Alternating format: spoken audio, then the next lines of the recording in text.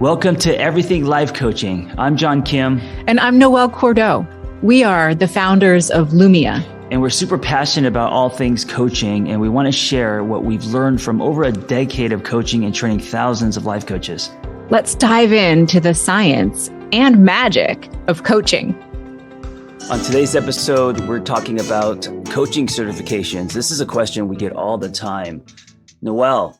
Hello, good morning. How are you? I'm okay. I'm excited to talk about this because it's so nuanced and everybody gets scared about certifications, accreditation.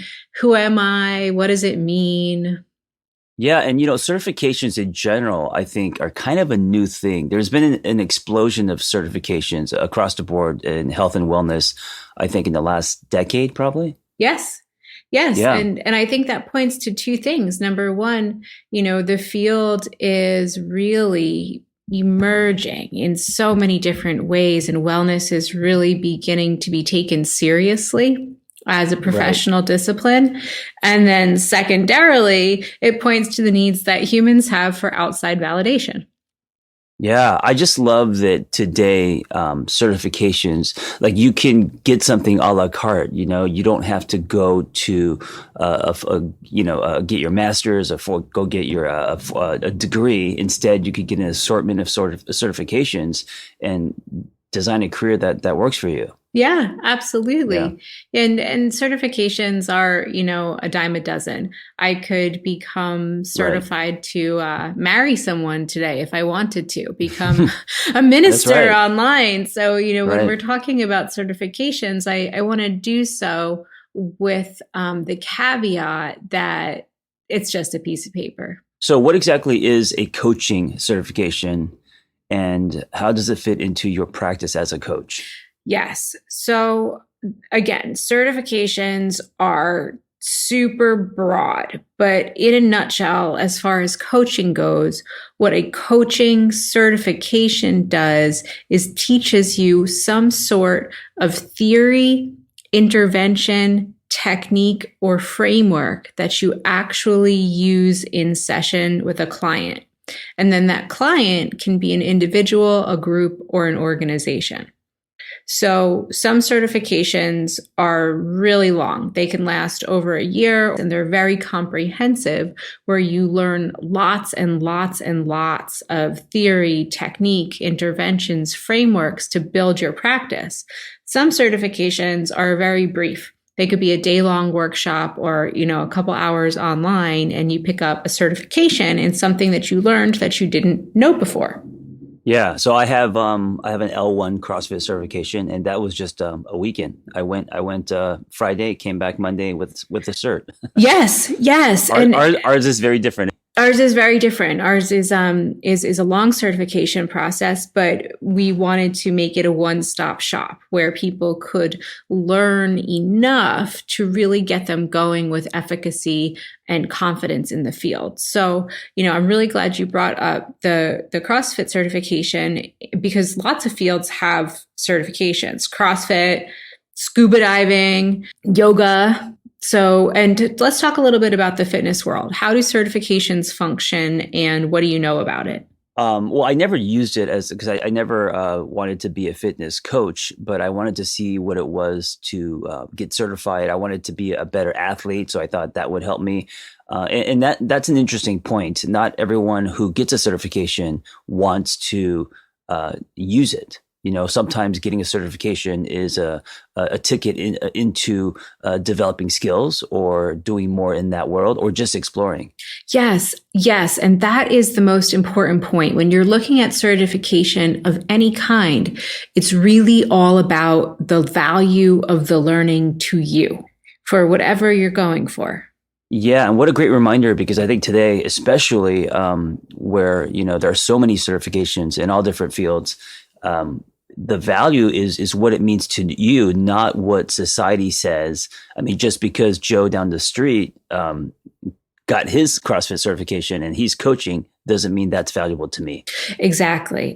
I know so many folks who go through yoga teacher training, not because they want to become yoga teachers, but because they want to experience that certification process for themselves as a growth point.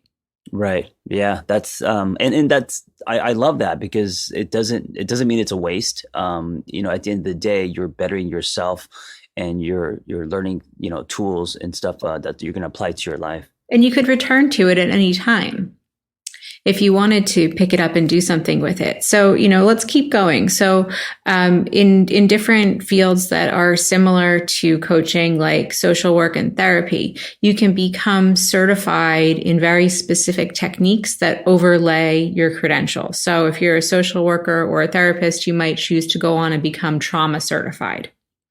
Yeah, and this I get a lot of questions about, if I want to help someone with trauma because I have, healed or I've gone through trauma and I've come out the other side. And so I have a natural passion there, but I don't want to go get a master's. I don't want a PhD. I don't want to go become a therapist. Can I be a trauma coach?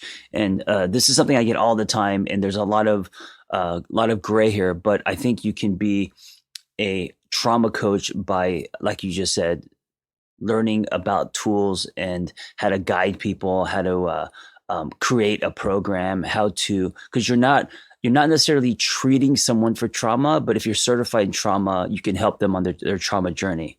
Yeah. And that's like, let's talk about that further, because that's a really, really, really super duper important point. So, people experience trauma and still want to go on in their lives and accomplish meaningful goals.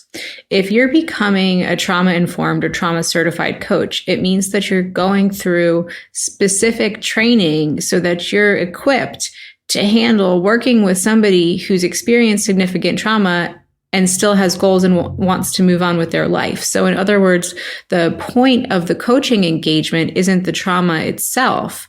It's you taking the time to equip yourself with the right tools to be able to work with people on lots of different topics who might want to move forward, even though they've experienced some trauma.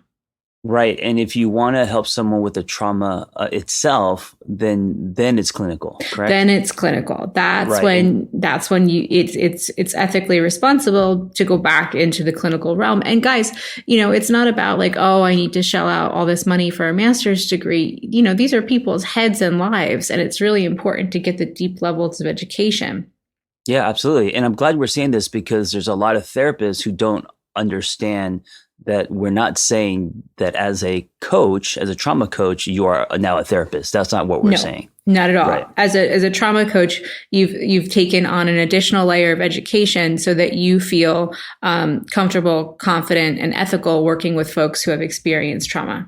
And then, if we're looking at the world of business, you can pick up something called a project management certification and actually be a certified project manager. Same with the world of tech.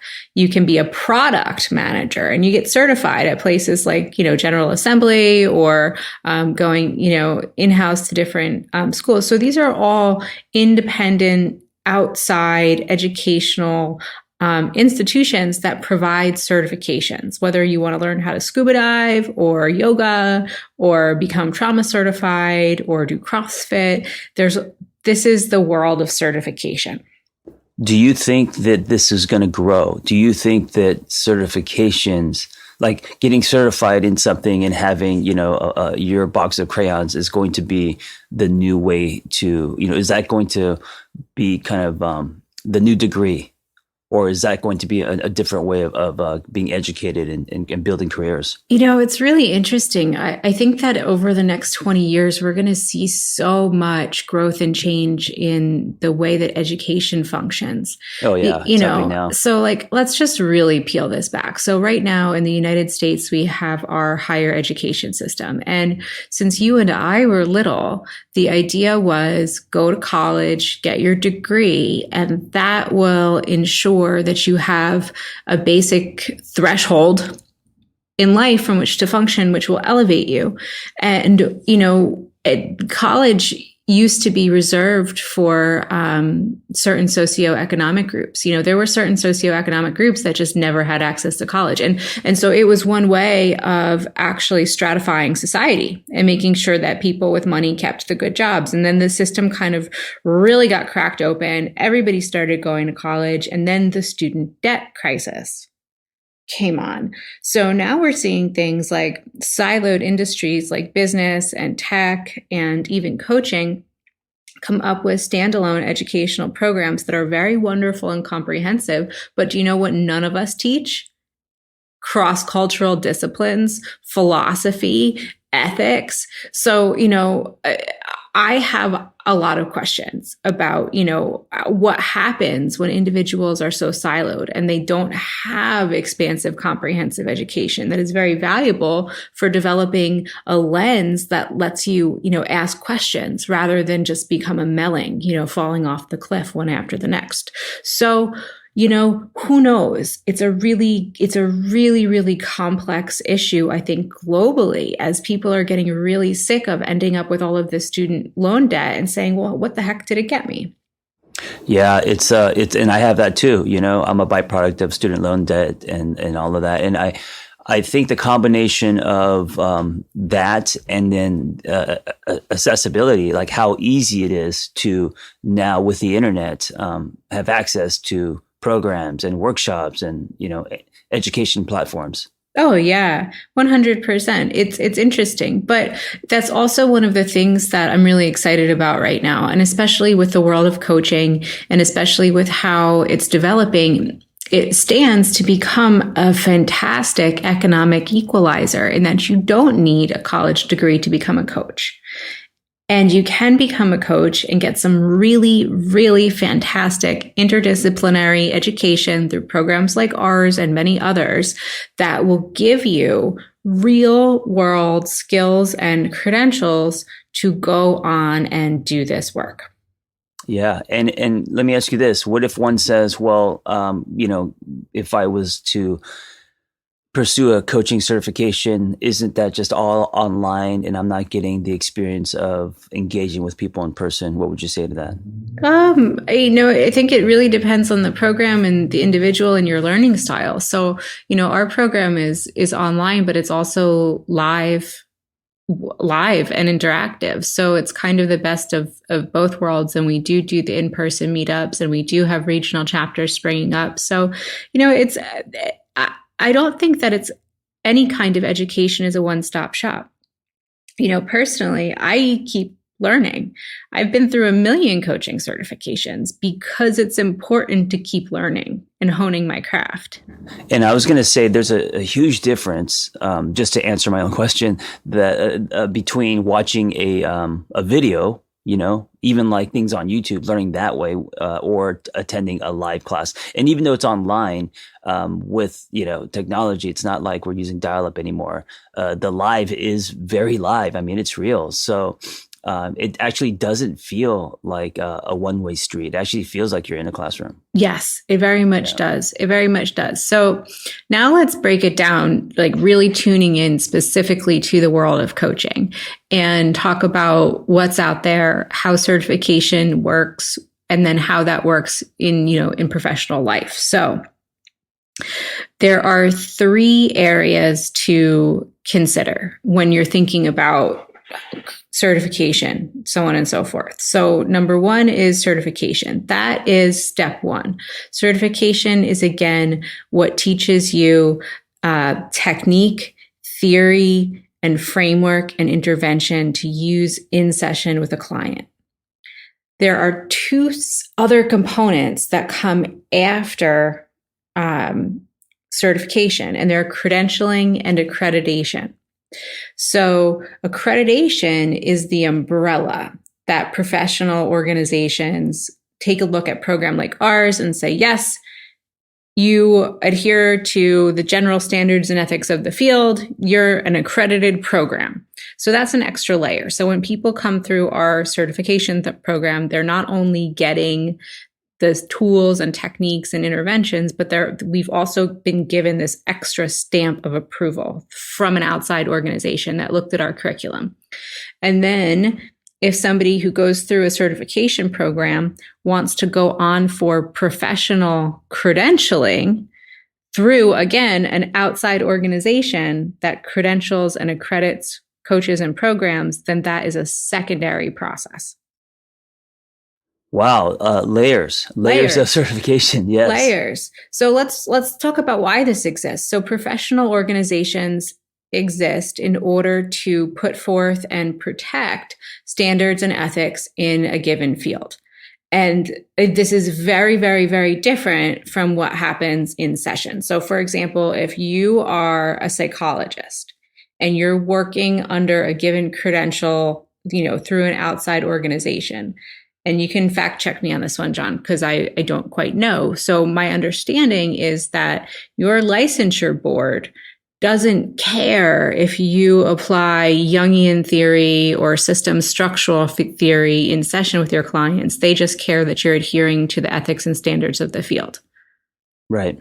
Yes. Okay. So you learned theory and technique and intervention in graduate school and then went on for credentialing through an outside organization. Yeah, your theoretical orientation is up to you. It's up to you. Yep. Yeah. So it's exactly the same with the field of coaching. So let's look at what happened in the field of therapy, because looking to the past is always a good indicator of what we could expect in the future. So the first legislation to standardize the field of therapy was put forth in 1955. It wasn't adopted by all states until 1977, and it wasn't until 1987 when everything was firmed up and those who had been practicing outside the scope of external professional organizations were grandfathered in. Mm. So that's kind of happening in the field of coaching now, but even in a more rudimentary way. So there's no legislation has been put forth. We're just in the process where these professional organizations are starting to be formed. Yeah, there's no official board. No, there's no official board. So let's talk about what there is. So it's different in North America and Europe. So in North America, there are 3 organizations that are making significant progress towards improving and developing credible, reliable, and valid accreditation models. So accreditation and credentialing go hand in hand. It's the Worldwide Association of Business Coaches, the International Coaching Federation, the ICF, which is who we are under, and the International Association of Coaching. That's North America. So then in Europe, these are called accreditation agencies, and they accredit individual courses and studies, but not individuals. So then there are 2 noteworthy institutes in Europe, the European Coaching Institute and the Mentoring and the Association for Coaching. So there's organizations in North America that function internationally, and then there's different standards in Europe. So in Europe, the term accreditation is typically only applied to school or organization, and then the term certification is used for individuals. Or that's North America, sorry. So if someone was interested in coaching today, what would you recommend they put weight on as far as all these associations, and what should be important to them when they're looking for a certification platform to get? Well, I guess the point of all of this is that I wanted folks to understand kind of the history and the nuance, because it's a process. This isn't a one-stop shop. This isn't a stamp that you get and you go on your way. So step 1 is deciding, why do I want to enter the field of coaching, and getting some education to become a good coach, to have that first layer of intervention, technique, theory, framework under your belt so that you can begin working. And then you can look around and decide if you'd like to move forward with credentialing through an accrediting body. And it seems like what's happening is there's like these accredited bodies are almost like the schools. You know, they're almost and depending on what you gravitate toward, you're going to decide what's important to you or what's not. You know. Or what's not. And the field is completely in flux right now. This is all new. It's all being developed now. Lots of folks are having lots of conversations about what to do and how it's going to go, and no one really knows. It's also worth noting that the field of health coaching is starting to function as a world unto itself. And I've seen a lot of stuff out there about accrediting bodies in the world of health coaching wanting to require some sort of hard scientific degree or background as an entry point to that field. Yeah. Here's what I know. No one in the last decade has asked me, where did you get your therapy degree? What were your grades? You know, all of that stuff. Show me your certificate. All of that is a personal journey, and it's something that is valuable to me. And so I think what's really important is when you are looking to get certified as a life coach, ask yourself what kind of experience you want. Ask yourself, you know, when you're jumping into a community, who are these people? What do they stand for? What's the flag they're waving? And can you relate to them? Because that's going to be the direct experience in the classroom and what you get out of the whole coaching experience. Yes, very much so. And, you know, I can echo you on the coaching path. I've been coaching for 10 years. I got my first coaching certification, of which I have many, 10 years ago. I then went on for credentialing, and I took my time. So I did it over a period of 4 years. I'm a credential holder.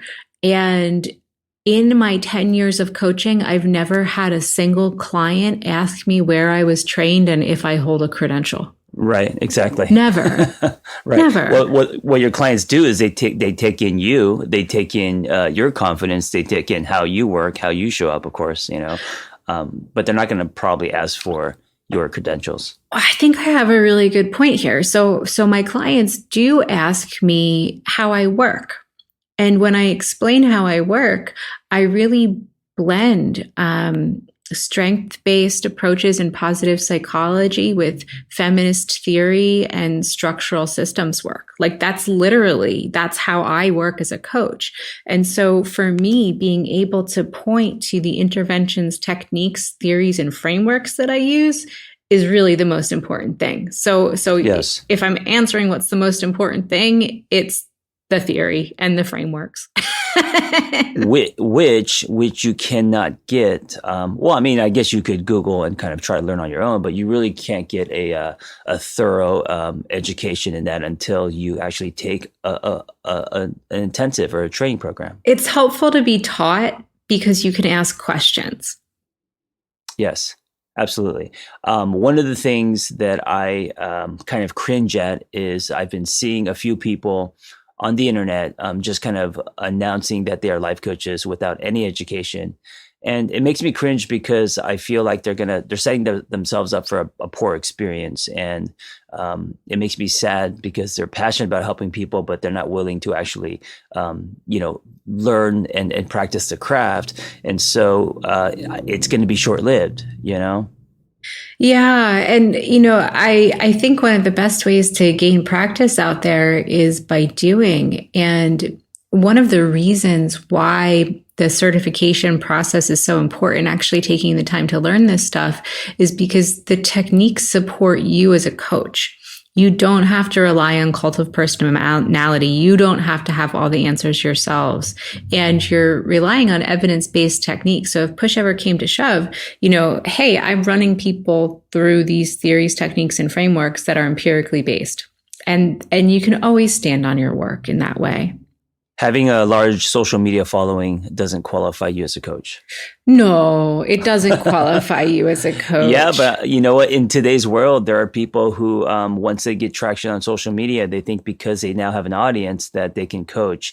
And I just think it's irresponsible. But at the same time, that it's going to play itself out. And then, then they may end up looking to get certified or Sure. And, we'll see what the specialize. field does based on what happened in the therapeutic realm. Honestly, we probably have another 20 years before we start to see any kind of sense made out of legislation. And then all the states have to adopt it. And then everybody who ever's called themselves a coach has to kind of file in line. So I think I think we have a lot of ways to go. Yeah, but what's exciting is that right now, because it's so early, if you're listening to this and you are curious about coaching, or if you have, an amazing story, or if you've come out the other side and you want to help other people, it's still early. This is the best time to get on. It really is. And I felt that way when I started 10 years ago. And I am humbled and amazed by the knowledge that I've amassed just following this field. It's like brain candy. Yeah, absolutely. Check out all of them, Yeah. but see what you gravitate toward, and check out the message of the company. Check out the people involved. Check out the tone, the atmosphere, because to me, that's really like what's important. To me, that's kind of the heart of your experience.